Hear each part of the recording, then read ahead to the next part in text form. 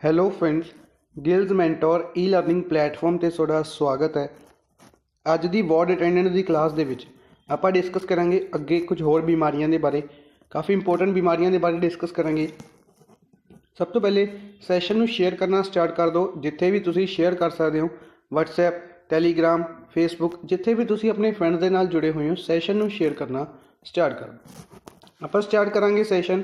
ਸਭ ਤੋਂ ਪਹਿਲੇ IBPS RRB JEE Punjab police SI ਔਰ ਪਟਵਾਰੀ ਦੇ ਲਈ ਬੈਚਿਸ ਸ਼ੁਰੂ ਕੀਤੇ ਜਾ ਚੁੱਕੇ ਨੇ। ਤੁਸੀਂ ਚਾਹੋ ਤਾਂ ਉਹਨਾਂ ਦੇ ਵਿੱਚ ਐਨਰੋਲ ਕਰਵਾ ਸਕਦੇ ਹੋ। ਐਨਰੋਲ ਕਰਵਾਉਣ ਦੇ ਲਈ ਸਿੰਪਲੀ ਤੁਸੀਂ ਸਾਡੀ ਐਪਲੀਕੇਸ਼ਨ ਡਾਊਨਲੋਡ ਕਰ ਸਕਦੇ ਹੋ ਜਾਂ ਫਿਰ ਤੁਸੀਂ ਸਾਡੀ ਵੈਬਸਾਈਟ 'ਤੇ ਵਿਜ਼ਿਟ ਕਰ ਸਕਦੇ ਹੋ। ਵੈਬਸਾਈਟ ਦਾ ਲਿੰਕ ਇੱਥੇ ਦਿੱਤਾ ਹੋਇਆ। ਹੋਰ ਵੀ ਕਿਸੇ ਤਰੀਕੇ ਦੇ ਕ੍ਰੈਸ਼ ਕੋਰਸ ਜਾਂ ਮੌਕ ਟੈਸਟ ਸੀਰੀਜ਼ ਨੂੰ ਅਗਰ ਤੁਸੀਂ ਬਾਏ ਕਰਨਾ ਚਾਹੁੰਦੇ ਹੋ, ਅਵੇਲ ਕਰਨਾ ਚਾਹੁੰਦੇ ਹੋ, ਤਾਂ ਵੀ ਤੁਸੀਂ ਐਪਲੀਕੇਸ਼ਨ ਜਾਂ ਵੈਬਸਾਈਟ 'ਤੇ ਵਿਜ਼ਿਟ ਕਰ ਸਕਦੇ ਹੋ। ਕਿਸੇ ਤਰੀਕੇ ਦੀ ਕੁਐਰੀ ਹੈ ਤਾਂ ਵੀ ਤੁਸੀਂ ਪੁੱਛ ਸਕਦੇ ਹੋ ਐਪਲੀਕੇਸ਼ਨ ਦੇ ਉੱਤੇ। ਚੈਨਲ ਨੂੰ ਫਸਟ ਟਾਈਮ ਵਿਜ਼ਿਟ ਕਰ ਰਹੇ ਹੋ, ਚੈਨਲ ਨੂੰ ਸਬਸਕ੍ਰਾਈਬ ਜ਼ਰੂਰ ਕਰ ਲਓ। ਆਪਾਂ ਸਟਾਰਟ ਕਰਾਂਗੇ ਸੈਸ਼ਨ। ਸਟਾਰਟ ਕਰਾਂਗੇ ਸਭ ਤੋਂ ਪਹਿਲੇ ਅੱਜ ਡਿਸਕਸ ਕਰਾਂਗੇ ਏਡਜ਼ ਬਿਮਾਰੀ ਦੇ ਬਾਰੇ। ਏਡਜ਼ ਜਾਂ HIV। AIDS is a disease that can develop in people with HIV। AIDS ਇੱਕ ਬਿਮਾਰੀ ਹੈ ਜਿਹੜੀ ਕਿ HIV ਵਾਇਰਸ ਕਰਕੇ ਫੈਲਦੀ ਹੈ। HIV ਇੱਕ ਵਾਇਰਸ ਹੈ। It is the most advanced stage of HIV। AIDS HIV virus the most advanced stage ਹੈ, ਕਿਉਂਕਿ but just because a person has HIV doesn't mean they will develop AIDS। ਇਸ ਦਾ ਮਤਲਬ ਇਹ ਨਹੀਂ ਹੈ ਕਿ ਅਗਰ ਕਿਸੇ ਪਰਸਨ ਨੂੰ HIV ਵਾਇਰਸ ਉਸ ਦੇ ਵਿੱਚ ਫੈਲਿਆ ਹੋਇਆ ਹੈ ਤਾਂ ਉਹ ਉਸਨੂੰ ਏਡਜ਼ ਹੋਏਗੀ। ਠੀਕ ਹੈ, ਕਈ ਲੋਕਾਂ ਨੂੰ ਦੀ ਬੋਡੀ ਏਡਜ਼ ਵਾਇਰਸ ਦੇ ਨਾਲ ਇਮਿਊਨ ਵੀ ਹੁੰਦੀ ਹੈ।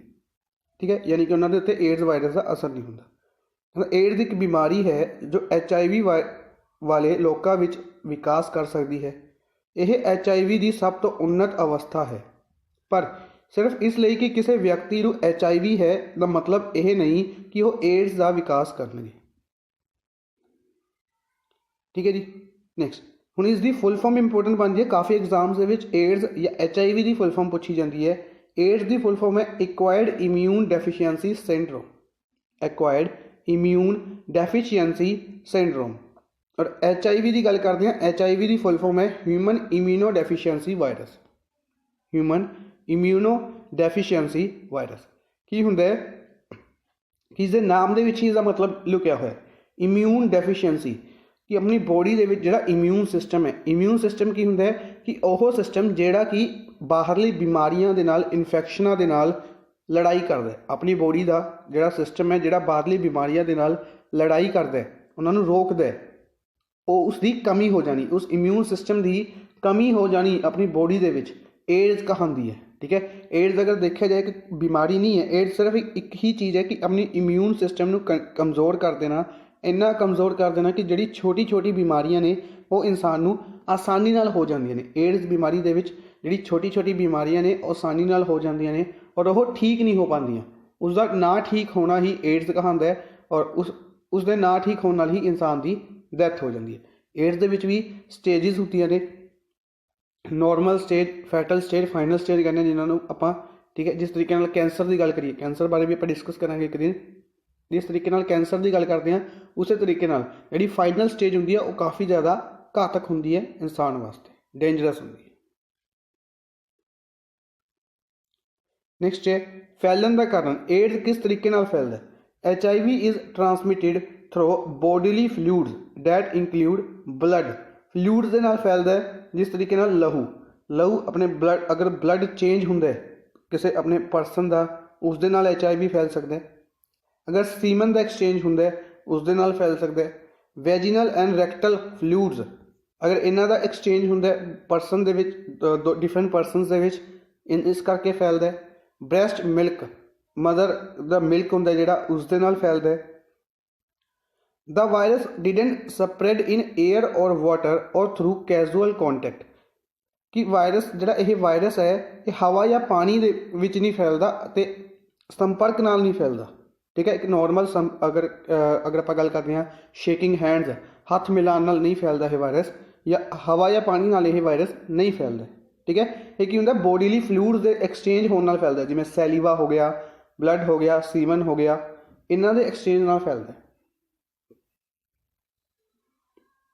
ਇਸ ਤੋਂ ਇਲਾਵਾ कहना एक परसन एक और दूसरे परसन ਦੇ ਵਿੱਚ ਬਲੱਡ HIV ਕਿਸ ਤਰੀਕੇ ਨਾਲ ਫੈਲ ਸਕਦਾ ਹੈ ਥਰੂ ਸੈਕਸ ਦੇ ਨਾਲ by sharing needles syringes and other items for injection drug use ਕਿ ਜਿਹੜੀ ਬੇਸਿਕਲੀ ਆਪਾਂ ਕੀ ਕਰਦੇ ਆ ਜਿਹੜੇ ਕੁਝ ਨਸ਼ੇੜੀ ਲੋਕ ਆਪਾਂ ਕਹਿੰਦੇ ਆ ਉਹ ਹੁੰਦੇ ਨੇ ਉਹ ਕੀ ਕਰਦੇ ਨੇ ਨਸ਼ੇ ਕਰਦੇ ਨੇ ਤਾਂ ਉਹ ਨਸ਼ੇ ਕਿਸ ਤਰੀਕੇ ਨਾਲ ਐਂਟਰ ਕੀਤੇ ਜਾਂਦੇ ਨੇ ਇੰਜੈਕਸ਼ਨਸ ਦੇ ਨਾਲ ਤਾਂ ਇਹ ਇੰਜੈਕਸ਼ਨ ਸੇਮ ਇੰਜੈਕਸ਼ਨ ਕਾफ़ी ज़्यादा लोग यूज़ कर लेंगे ने या अगर आप गल करिए डॉक्टर्स वगैरह कई डॉक्टर्स अज की गल नहीं अगर पुराने टाइम की गल करते हैं तो कुछ डॉक्टर्स पैसे बचाने करके एक ही इंजैक्शन के डिफरेंट मेडिसिन भर के एक ज़्यादा परसन लगा दिया करते थे ठीक है उस दे नाल भी हुण जदों तुसीं देखिया होएगा कि हुण अगर इंजैक्शनस लगाए जाते हैं तो हर एक इंजैक्शन के लिए डिफरेंट नीडल यूज़ की जाती है एक परसन के लिए डिफरेंट नीडल नवीं नीडल यूज़ की जाती है इसे करके की जाती है कि इस बीमारी नूं होने तो रोकया जा सके दूसरी बाय शेयरिंग टैटू इक्विपमेंट आप जो टैटू बनवाने तो की करते हैं टैटू जो टैटू बनाए जाते हैं तो जी नीडल होंगी उस टैटू को बनाने वाली जी मशीन होंगी है वो विदाउट स्टेरलाइजिंग कि उसनों बिना स्टेरलाइज किए लगाया जाता है ड्यूरिंग प्रैगनेंसी लेबर और delivery from women to her baby अगर किसी वूमेन को एड है तो एड्स है तो उसके बच्चे नूं प्रैगनेंसी के दौरान वो जी बीमारी है वो ट्रांसफर हो जाती है ठीक है ये उसके फैलन के कारण ने कुछ कारण ने जिन्हों के करके एड्स फैलती है पंजाबी दे विच डिस्कस कर लेने एक बार कि किस तरीके नाल फैलदा है सैक्स द्वारा सूइयां सरिंजां अते होर चीज़ां नूं टीके दीयां दवाइयां दी वरतों लई साझा करके टैटू उपकरण नूं वरतों दे विचकार निर्जीव बगैर साझा करना ठीक है की करना स्टेरलाइज यानी कि गर्म पानी दे विच उन्हां सूइयां नूं स्टेरलाइज करना जरूरी है नॉर्मल सरिंजां नूं भी अगर आप गल करते हैं तो स्टेरलाइज किया जाता है ठीक है ताकि अगर किसी परसन के हत्थ वगैरह भी लगे हुए हैं वो भी प्रॉपर तरीके नाल जर्म्स वगैरह खत्म किए जा सकन सूइयां दे उत्ते सरिंजां दे उत्तों गर्भ अवस्था दौरान किसी औरत तो उसके बच्चे नूं ठीक है जी गर्भ अवस्था प्रैगनेंट वूमेन्स तो लैके बच्चों भी हो जाती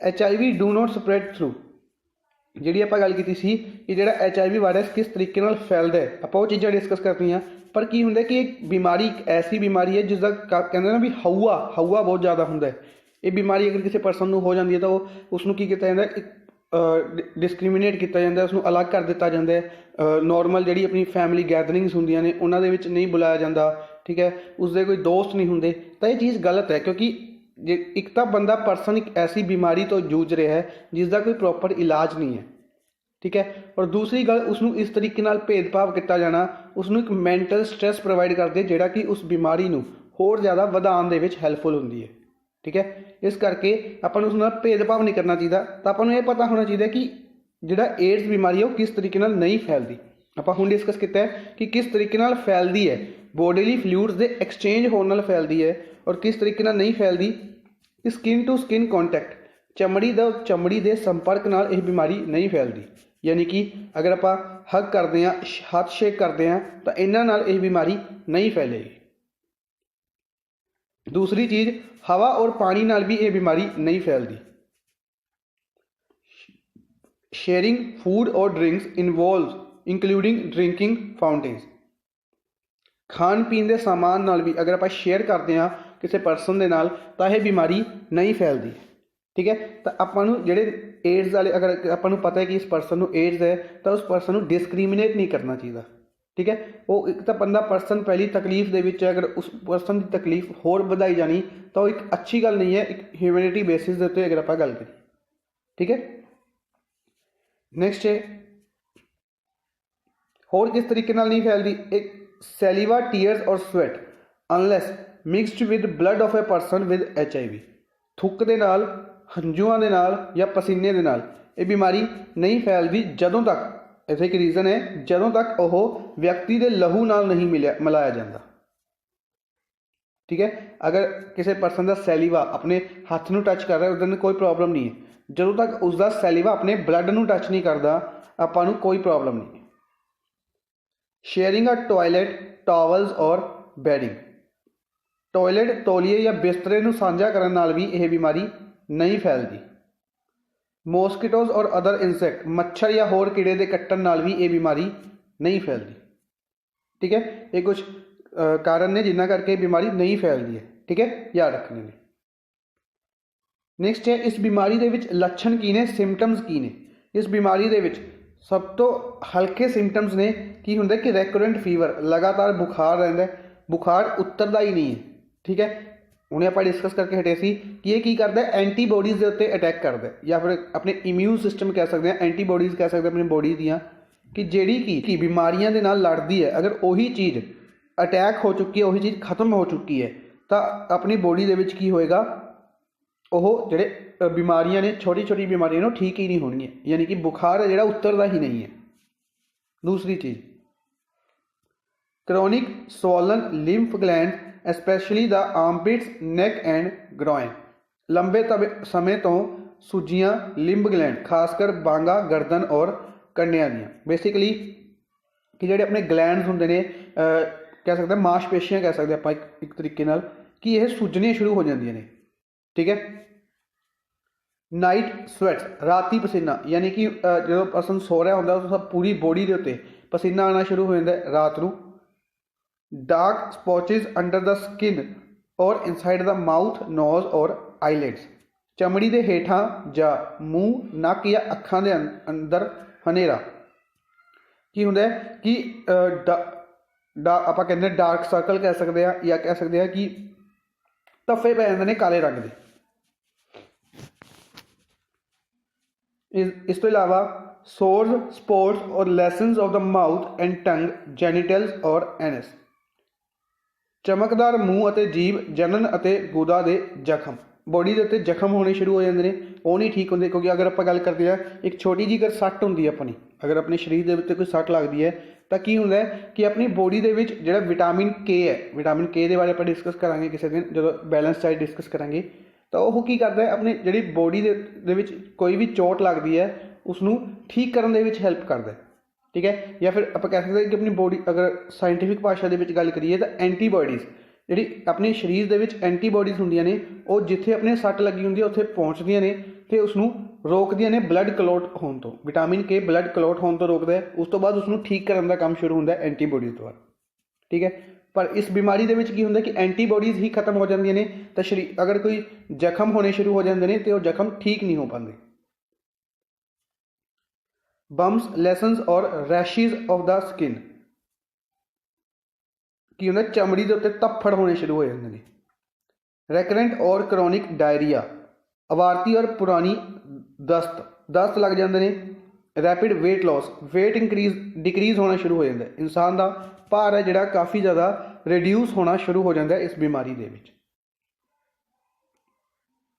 ਹੁਣ ਇਸ ਦਾ ਇਲਾਜ ਦੀ ਅਗਰ ਆਪਾਂ ਗੱਲ ਕਰੀਏ ਤਾਂ currently there are no vaccines to prevent or treat HIV। HIV ਨੂੰ ਟਰੀਟ ਕਰਨ ਦੇ ਲਈ ਅਗਰ ਹੁਣ ਤੱਕ ਦੀ ਗੱਲ ਕਰੀਏ ਤਾਂ ਕੋਈ ਇਲਾਜ ਨਹੀਂ ਹੈ। Research and testing on experimental vaccines are ongoing but none are close to being approved for journal use। ਕਿ ਵਰਤਮਾਨ ਵਿੱਚ HIV ਨੂੰ ਰੋਕਣ ਜਾਂ ਇਲਾਜ ਕਰਨ ਦੇ ਲਈ ਕੋਈ ਟੀਕੇ ਨਹੀਂ ਹਨ, ਕੋਈ ਵੈਕਸੀਨੇਸ਼ਨ ਨਹੀਂ ਹੈ। ਪ੍ਰਯੋਗਾਤਮਕ ਟੀਕਿਆਂ 'ਤੇ ਖੋਜ ਅਤੇ ਜਾਂਚ ਜਾਰੀ ਹੈ ਕਿ ਇਸ ਨੂੰ ਬਿਮਾਰੀ ਦੇ ਇਲਾਜ ਲੱਭਣ ਦੇ ਲਈ ਜਾਂਚ ਚੱਲ ਰਹੀ ਹੈ, ਪਰ ਆਮ ਵਰਤੋਂ ਲਈ ਮਨਜ਼ੂਰ ਹੋਣ ਦੇ ਨੇੜੇ ਕੋਈ ਨਹੀਂ ਹੈ, ਕਿ ਕੋਈ ਵੀ ਐਸੀ ਮੈਡੀਸਿਨ ਨਹੀਂ ਹੈ ਜਿਸ ਨੂੰ ਆਮ ਵਰਤੋਂ ਦੇ ਵਿੱਚ ਯੂਜ਼ ਕੀਤਾ ਜਾ ਸਕੇ। ਠੀਕ ਹੈ, ਪਰ ਅਗਰ ਆਪਾਂ ਗੱਲ ਕਰੀਏ ਰੋਕਿਆ ਜਾ ਸਕਦਾ ਇਸ ਨੂੰ, ਅਗਰ ਹੋਣ ਤੋਂ ਹੀ ਰੋਕਿਆ ਜਾ ਸਕੇ ਤਾਂ ਕਾਫੀ ਬਿਹਤਰ ਹੋਏਗਾ। ਤਾਂ ਰੋਕਿਆ ਕਿਸ ਤਰੀਕੇ ਨਾਲ ਜਾਏਗਾ? Safer sex, use condoms, safe sex ਹੋਣਾ ਚਾਹੀਦਾ, ਕੌਂਡਮ ਦੀ ਵਰਤੋਂ ਕਰਨੀ ਚਾਹੀਦੀ ਹੈ। ਦੂਸਰੀ, take their medications as directed if they have HIV। ਨਿਰਦੇਸ਼ਿਤ ਤੌਰ 'ਤੇ ਉਹਨਾਂ ਦੀਆਂ ਦਵਾਈਆਂ ਲਓ ਜੇ ਉਹਨਾਂ ਨੂੰ HIV ਹੈ। ਕਿ ਅਗਰ ਕਿਸੇ ਪਰਸਨ ਨੂੰ HIV ਹੈ ਤਾਂ ਡਾਕਟਰਸ ਦੁਆਰਾ ਕੁਝ ਮੈਡੀਸਿਨਸ ਦਿੱਤੀਆਂ ਜਾਂਦੀਆਂ ਨੇ। ਬੇਸਿਕਲੀ ਉਹ ਮੈਡੀਸਿਨ ਆਪਾਂ ਕਹਿ ਸਕਦੇ ਹਾਂ ਕਿ HIV ਨੂੰ ਟਰੀਟ ਨਹੀਂ ਕਰਦੀ ਹੈ, ਉਹ ਕੀ ਕਰਦੀ ਹੈ ਐਂਟੀਬੋਡੀਜ਼, ਨਵੀਆਂ ਐਂਟੀਬੋਡੀਜ਼ ਐਡ ਕਰ ਦਿੰਦੀ ਆਪਣੀ ਬੋਡੀ ਦੇ ਵਿੱਚ। ਤਾਂ ਜਿੰਨੀਆਂ ਕਿ HIV ਖਤਮ ਕਰ ਰਿਹਾ ਹੁੰਦਾ, ਅਗਰ ਓਨੀਆਂ ਹੀ ਐਡ ਕੀਤੀਆਂ ਜਾ ਸਕਣ ਤਾਂ ਕੁਝ ਹੱਦ ਤੱਕ ਇਸ ਨੂੰ ਕੰਪਰੋਮਾਈਜ਼ ਕੀਤਾ ਜਾਂਦਾ ਇਸ ਮੈਡੀਸਿਨ ਦੇ ਨਾਲ। ਠੀਕ ਹੈ, ਹਾਲਾਂਕਿ ਅਗਰ ਗੱਲ ਕਰੀਏ ਤਾਂ ਜਿਹੜੀ ਇਹਨਾਂ ਮੈਡੀਸਿਨ ਦੀ ਕੋਸਟ ਹੈ ਕਾਫੀ ਜ਼ਿਆਦਾ ਹਾਈ ਹੁੰਦੀ ਹੈ, ਨੋਰਮਲ ਇਨਸਾਨ ਉਸ ਨੂੰ ਨਹੀਂ ਲੈ ਪਾਉਂਦਾ। अफोर्ड ही नहीं कर पाता। अवॉइड शेयरिंग नीडल्स और ड्रग और अदर ड्रग पैराफैलनिया, कि सूइयां ਜਾਂ ਹੋਰ ਨਸ਼ੀਲੇ ਪਦਾਰਥਾਂ ਨੂੰ ਸਾਂਝਾ ਕਰਨ ਤੋਂ ਪਰਹੇਜ਼ ਕਰੋ। ਸਭ ਤੋਂ ਜ਼ਿਆਦਾ ਇੰਪੋਰਟੈਂਟ ਇਹੀ ਚੀਜ਼ ਹੈ ਕਿ ਪਰਹੇਜ਼ ਕਰਨਾ ਚਾਹੀਦਾ ਬਿਮਾਰੀਆਂ ਡਿਫਰੈਂਟ ਚੀਜ਼ਾਂ ਨੂੰ ਦੇ ਵਿੱਚ ਐਕਸਚੇਂਜ ਕਰਨ ਦੇ ਵਿੱਚ। ਸਭ ਤੋਂ ਜ਼ਿਆਦਾ ਨੀਡਲਸ ਦਾ ਜਿਹੜਾ ਸ਼ੇਅਰਿੰਗ ਨਹੀਂ ਕਰਨੀ ਚਾਹੀਦੀ। Steps to help people living with HIV feel their best include, ਅਗਰ ਕਿਸੇ ਪਰਸਨ ਨੂੰ HIV ਹੈ ਤਾਂ ਉਸਨੂੰ ਕਿਸ ਤਰੀਕੇ ਨਾਲ ਆਪਣੇ ਆਪ ਨੂੰ ਕਹਿ ਸਕਦੇ ਹਾਂ ਕਿ ਅੱਛਾ ਮਹਿਸੂਸ ਕਰਵਾਉਣਾ ਚਾਹੀਦਾ ਹੈ, ਕਿਸ ਤਰੀਕੇ ਨਾਲ ਉਹ ਆਪਣੇ ਆਪ ਨੂੰ ਠੀਕ ਹੋਣ ਦਾ ਕੁਝ ਚਾਂਸਿਸ ਕਹਿ ਸਕਦਾ ਦੇ ਸਕਦਾ ਹੈ ਕਿ feeling their body will a well balanced diet, ਕਿ ਉਸਨੂੰ ਇੱਕ ਸੰਤੁਲਿਤ ਖੁਰਾਕ ਦੇ ਨਾਲ ਨਿਯਮਿਤ ਕਸਰਤ ਕਰਨੀ ਚਾਹੀਦੀ ਹੈ। ਗੈਟਿੰਗ ਪਲੈਂਟੀ ਆਫ ਰੈਸਟ, ਕਾफ़ी आराम करना चाहिए, आराम ज़्यादा करना चाहिए, कसरत करनी चाहिए और एक संतुलित खुराक खानी चाहिए। इस तो इलावा अवॉइड तंबाकू एंड अदर ड्रग्स, तंबाकू और होर नशਿਆਂ ਤੋਂ ਪਰਹੇਜ਼ ਕਰਨਾ ਚਾਹੀਦਾ। बैलेंस डाइट ਦੇ ਨਾਲ ਕਹਿ ਸਕਦੇ ਹਾਂ ਕਿ ਪ੍ਰੋਪਰ ਐਕਸਰਸਾइज और प्रॉपर रेस्ट एक नॉर्मल इंसान ਨੂੰ ਵੀ एक अच्छे तरीके अच्छे फ्यूचर ਦੇ ਵੱਲ ਲੈ ਕੇ ਜਾਂਦੀ ਹੈ। दूसरी बीमारी अज आप डिस्कस करांगे hepatitis B. Hepatitis B basically अगर हैपेटाइटिस की गल करते हैं, हैपेटाइटिस एक ऐसी बीमारी है जिसके कई टाइप्स ने, हैपेटाइटिस ए है, बी है, सी भी है, पर सब तो ज़्यादा कॉमन जी बीमारी है हैपेटाइटिस बी है। Hepatitis B is a liver infection caused by the hepatitis B virus, HBV short form ਦੇ ਵਿੱਚ ਕਿਹਾ ਜਾਂਦਾ ਹੈ। हैपेटाइटिस बी वायरस ਦੀ ਹੈਲਪ ਦੇ ਕਾਰਨ ਇਨਸਾਨ ਨੂੰ हैपेटाइटिस बी बीमारी ਹੁੰਦੀ ਹੈ। Hepatitis B infection can be acute or chronic. Infants infected at birth rarely developed only acute hepatitis B. Nearly all hepatitis B infections in infants go on to become chronic. ਕੀ ਹੈ ਕਿ hepatitis B ਇੱਕ ਜਿਗਰ ਦੀ ਲਾਗ ਹੈ ਜੋ hepatitis B virus ਦੇ ਕਾਰਨ ਹੁੰਦੀ ਹੈ।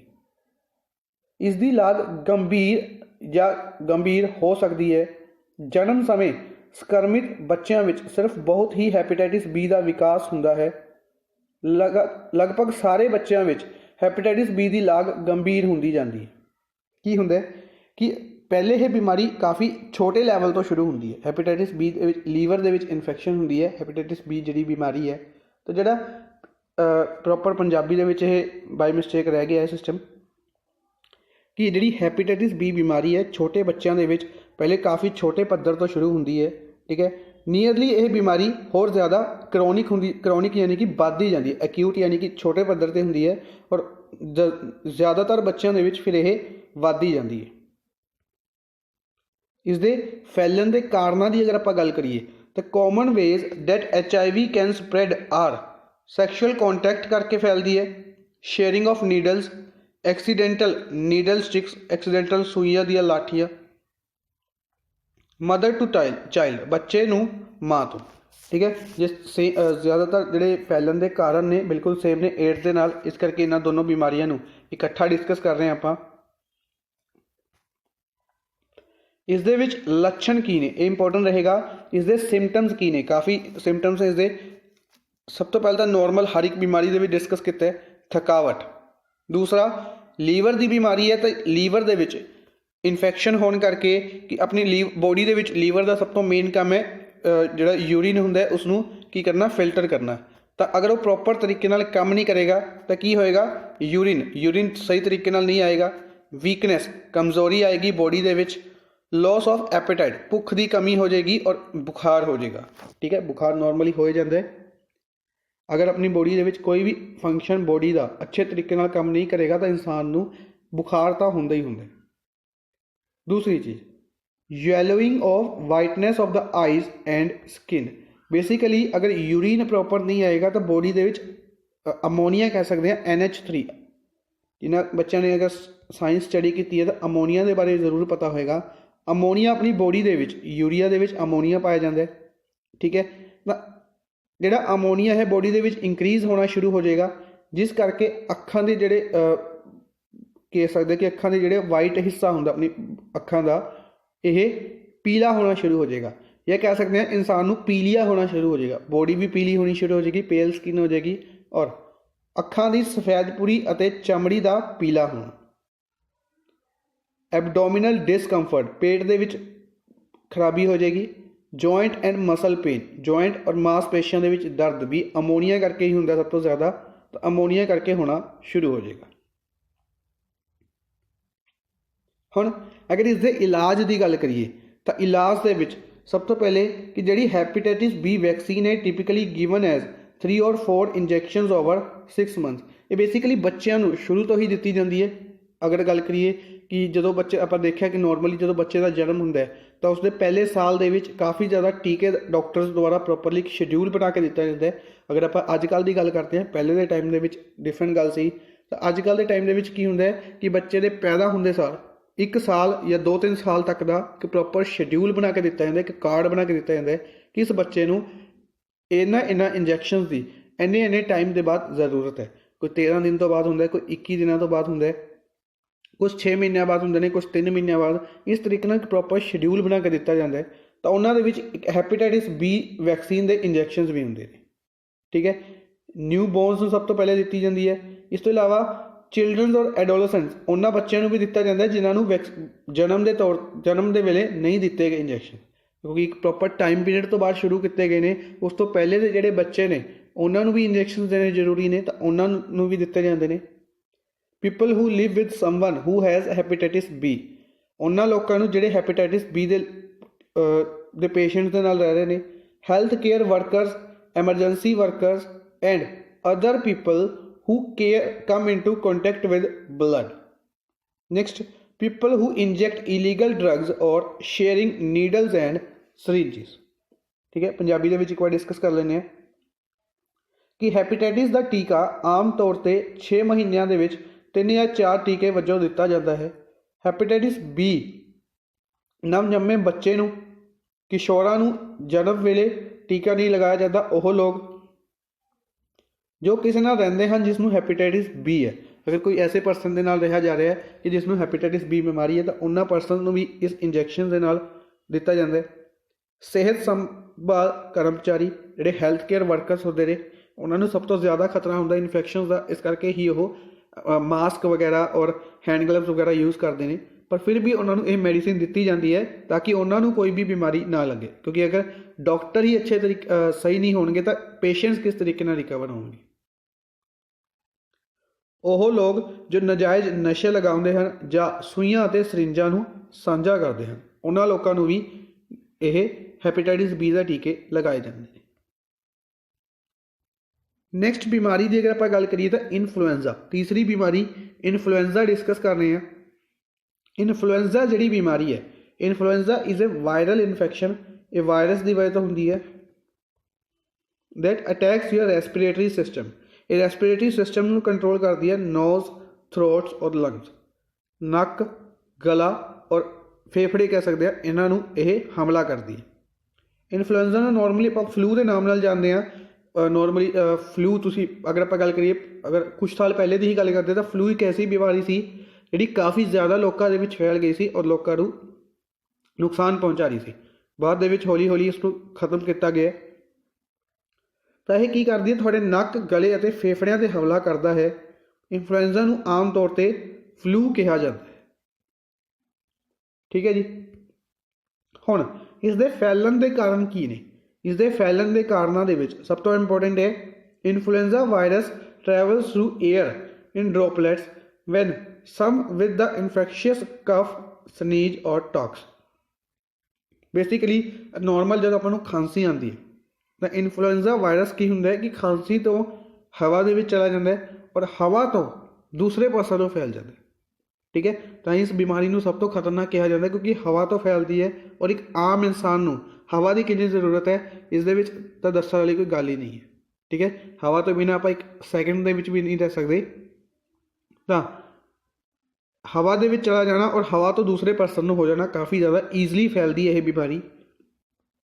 You can inhale the droplets directly or you pick up from the germs from an object, या किसी ऑब्जेक्ट के उत्ते भी मिल सकती है अपन, जिमें टेलीफोन हो गया, कीबोर्ड हो गया, या किसी भी डैस्क पर आप हाथ लगाते रहने हैं तो इन्होंने चीज़ों तो अपने हत्थों से पहुँच जाती है और then transfer them to eyes, nose और माउथ। ਤਾਂ ਆਪਾਂ ਆਦਤ ਹੁੰਦੀ ਹੈ ਕਿ ਨੱਕ 'ਤੇ ਹੱਥ ਲਗਾ ਲਿਆ, ਮੂੰਹ 'ਤੇ ਹੱਥ ਲਗਾ ਲਿਆ, ਜਾਂ ਖਾਣਾ ਖਾ ਲਿਆ ਜਾਂ ਪਾਣੀ ਪੀ ਲਿਆ, ਇਸ ਤਰੀਕੇ ਨਾਲ ਕਿ ਇਹ ਆਪਣੇ ਹੱਥਾਂ ਤੋਂ ਆਪਣੇ ਸਰੀਰ ਦੇ ਅੰਦਰ ਚਲੇ ਜਾਂਦੇ ਨੇ ਇਹ ਵਾਇਰਸ, ਔਰ ਫਿਰ ਆਪਾਂ ਨੂੰ ਬਿਮਾਰ ਕਰਦੇ ਨੇ। ਤਾਂ ਇਨਫਲੂਐਂਜ਼ਾ ਵਾਇਰਸ ਬੂੰਦਾਂ ਵਿੱਚ ਹਵਾ ਰਾਹੀਂ ਲੰਘਦੇ ਹਨ। ਜਦੋਂ ਲਾਗ ਵਾਲੇ ਵਿਅਕਤੀ ਨੂੰ ਖਾਂਸੀ ਹੁੰਦੀ ਹੈ, ਛਿੱਕ ਆਉਂਦੀ ਹੈ ਜਾਂ ਗਲ ਹੁੰਦੀ ਹੈ ਤਾਂ ਤੁਸੀਂ ਬੂੰਦਾਂ ਸਿੱਧਾ ਸਾਹ ਲੈ ਸਕਦੇ ਹੋ। ਤਾਂ ਕੀ ਹੁੰਦਾ ਕਿ ਜਿਹੜੀ ਇਨਫੈਕਸ਼ਨ ਹੁੰਦੀ ਹੈ ਆਪਣੀ ਬੋਡੀ ਦੇ ਅੰਦਰ ਚਲੀ ਜਾਂਦੀ ਹੈ। ਤਾਂ ਇਸਦੇ ਲੱਛਣ ਕੀ ਨੇ? ਇਸਦੇ ਲੱਛਣਾਂ ਦੇ ਵਿੱਚ ਕਾਮਨ ਸਿੰਪਟਮਸ ਦੇ ਵਿੱਚ ਸਭ ਤੋਂ ਪਹਿਲੇ ਬੁਖਾਰ, ਚਿਲਸ ਐਂਡ ਸਵੈਟਸ, ਠੰਡ ਔਰ ਪਸੀਨੇ ਦਾ ਆਉਣਾ, ड्राई पेरिस्टन कफ, खुश्की और खंघ होनी, टायर्डनेस एंड वीकनेस, थकावट और कमजोरी, रनी और स्टफी नोज, वगदा ਅਤੇ भरपूर नक, गले ਵਿੱਚ खराश हो जानी, ਅੱਖ ਦਾ ਦਰਦ ਹੋਣਾ।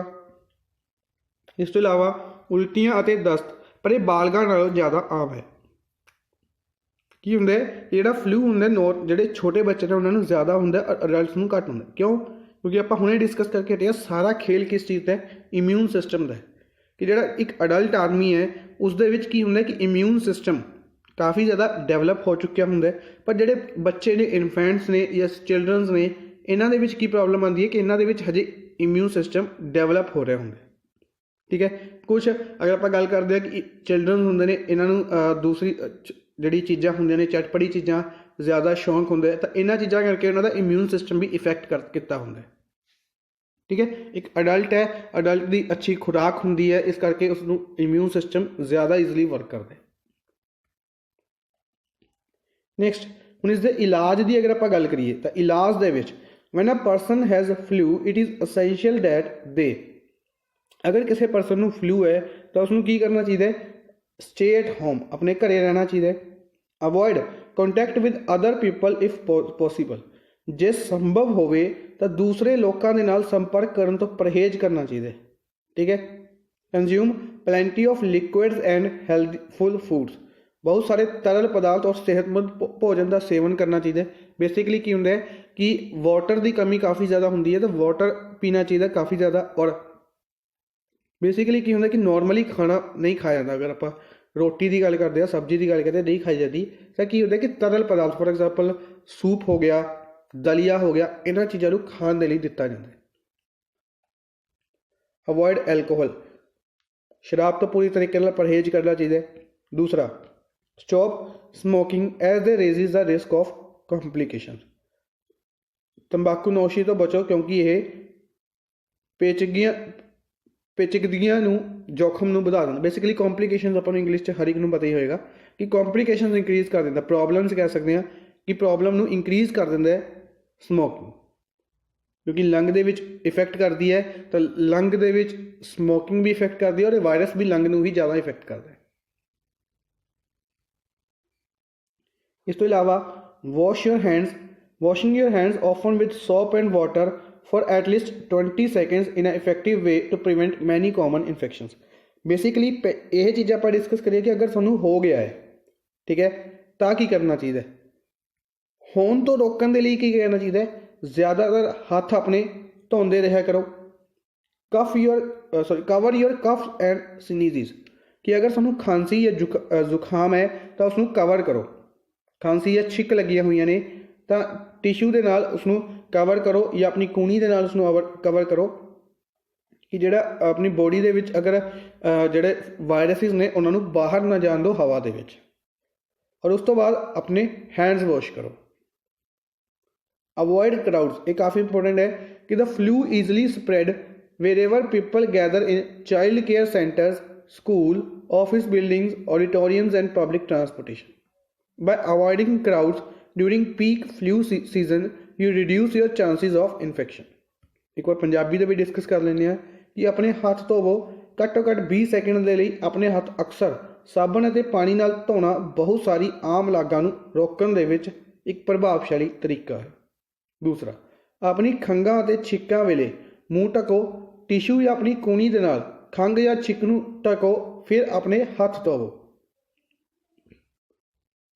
ਨੈਕਸਟ, ਭੀੜ ਤੋਂ ਬਚੋ, ਇਹ ਕਾਫੀ ਇੰਪੋਰਟੈਂਟ ਰਹੇਗਾ ਕਿ ਬੱਚਿਆਂ ਦੇ ਦੇਖਭਾਲ ਕੇਂਦਰ ਚਾਈਲਡ ਕੇਅਰ ਸੈਂਟਰਸ ਹੁੰਦੇ ਨੇ ਜਿੱਥੇ ਕਾਫੀ ਜ਼ਿਆਦਾ ਬੱਚੇ ਹੁੰਦੇ ਨੇ, ਸਕੂਲ ਹੋ ਗਏ, ਦਫ਼ਤਰ ਹੋ ਗਏ, ਆਡੀਟੋਰੀਅਮ ਹੋ ਗਏ ਜਾਂ ਟਰਾਂਸਪੋਰਟ ਬੇਸਿਕਲੀ ਬੱਸਿਸ ਹੋ ਗਈਆਂ, ਟ੍ਰੇਨਸ ਹੋ ਗਈਆਂ, ਤਾਂ ਇੱਥੇ ਲੋਕ ਕਾਫੀ ਜ਼ਿਆਦਾ ਇਕੱਠੇ ਹੁੰਦੇ ਨੇ, ਕਰਾਊਡ ਹੁੰਦਾ ਹੈ, ਤਾਂ ਕਰਾਊਡ ਦੇ ਵਿੱਚ ਇਹ ਆਸਾਨੀ ਨਾਲ ਫੈਲਦਾ। ਠੀਕ ਹੈ, ਤਾਂ ਨੋਰਮਲੀ ਆਪਾਂ ਇਹਨਾਂ ਚੀਜ਼ਾਂ ਨੂੰ ਅਵੋਇਡ ਨਹੀਂ ਕਰ ਸਕਦੇ, ਪਰ ਕਦੋਂ ਅਵੋਇਡ ਕਰਨਾ ਚਾਹੀਦਾ? ਜਦੋਂ ਫਲੂ ਦਾ ਮੌਸਮ ਹੁੰਦਾ। ਠੀਕ ਹੈ, ਯਾਨੀ ਕਿ ਜਿਹੜਾ ਇਹ ਟਾਈਮ ਹੈ, ਇਸ ਟਾਈਮ ਨੂੰ ਫਲੂ ਦਾ ਮੌਸਮ ਕਹਿ ਸਕਦੇ ਹਾਂ ਆਪਾਂ। ਠੀਕ ਹੈ, ਜਦੋਂ ਗਰਮੀ ਔਰ ਸਰਦੀ ਇਕੱਠੀ ਹੁੰਦੀ ਹੈ। ਠੀਕ ਹੈ, ਜਦੋਂ ਇਨਸਾਨ ਨੂੰ ਇੱਕ ਪਾਸੇ ਤਾਂ ਗਰਮੀ ਲੱਗ ਰਹੀ ਹੁੰਦੀ ਹੈ ਔਰ ਕੁਝ ਟਾਈਮ ਬਾਅਦ ਠੰਡ ਵੀ ਲੱਗਦੀ ਹੈ, ਫਿਰ ਗਰਮੀ ਲੱਗਣੀ ਸ਼ੁਰੂ ਹੋ ਜਾਂਦੀ ਹੈ। ਇਸ ਤਰੀਕੇ ਦਾ ਮੌਸਮ ਹੁੰਦਾ ਨੋਰਮਲੀ ਜਦੋਂ ਮੌਸਮ ਚੇਂਜ ਹੋ ਰਿਹਾ ਹੁੰਦਾ, ਜਦੋਂ ਗਰਮੀ ਤੋਂ ਸਰਦੀ ਜਾਂਦੀ ਹੈ ਜਾਂ ਫਿਰ ਜਦੋਂ ਸਰਦੀ ਤੋਂ ਗਰਮੀ ਸ਼ੁਰੂ ਹੁੰਦੀ ਹੈ, ਤਾਂ ਉਸ ਟਾਈਮ ਦਾ ਮੌਸਮ ਫਲੂ ਦੇ ਲਈ ਨੋਰਮਲ ਹੁੰਦਾ ਹੈ, ਈਜ਼ਲੀ ਕਹਿ ਸਕਦੇ ਕਿ ਟਰੈਵਲ ਕਰਦਾ ਫਲੂ। ਤਾਂ ਇਸ ਟਾਈਮ ਦੇ ਉੱਤੇ ਜਿਹੜੀ ਇਹਨਾਂ ਚੀਜ਼ਾਂ ਨੂੰ ਘੱਟੋ ਘੱਟ ਅਵੋਇਡ ਕਰਨਾ ਚਾਹੀਦਾ, ਵੱਧੋ ਵੱਧ ਅਵੋਇਡ ਕਰਨਾ ਚਾਹੀਦਾ। ਠੀਕ ਹੈ, ਤਾਂ ਕਿ ਤੁਸੀਂ ਬਿਮਾਰ ਨਾ ਹੋ। ਅੱਜ ਦੇ ਲਈ ਬਸ ਇੰਨਾ ਹੀ। ਆਈ ਹੋਪ ਤੁਹਾਨੂੰ ਸੈਸ਼ਨ ਪਸੰਦ ਆਇਆ ਹੋਵੇਗਾ। ਸੈਸ਼ਨ ਨੂੰ ਲਾਈਕ ਔਰ ਸ਼ੇਅਰ ਜ਼ਰੂਰ ਕਰਦੇ ਰਹੋ ਕਾਈਂਡਲੀ ਆਪਣੇ ਫਰੈਂਡਸ ਦੇ ਨਾਲ। Thank you for watching the session. Good bye.